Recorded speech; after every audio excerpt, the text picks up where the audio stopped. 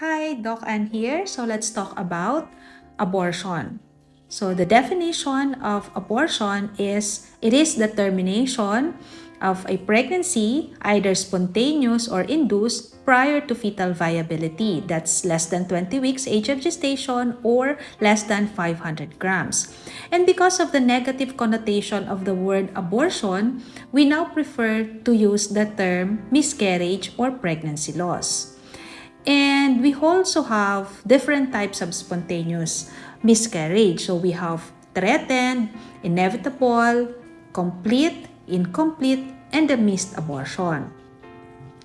So how do we diagnose? So it all depends on your signs and symptoms. Example, for a threatened miscarriage, you have vaginal bleeding, which is minimal.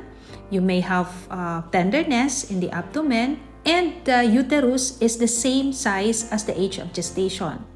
For a spontaneous complete miscarriage, meaning there is history of passage of all the product of conception. So on examination, the cervix is already closed and the uterus is small.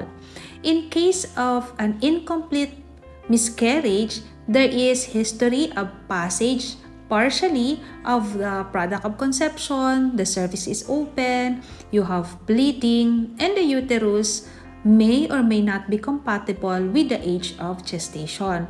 In case of inevitable miscarriage, you have vaginal bleeding, which is heavier than your threatened, the cervix is open, there is no history of passage of the product of conception.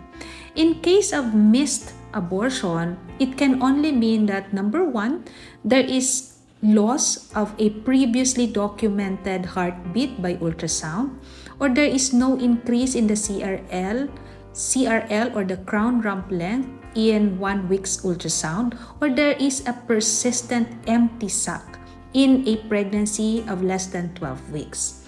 So whatever the type of abortion, be assured that when you see in the chart or in the diagnosis that it is an abortion, we only mean that it is a miscarriage.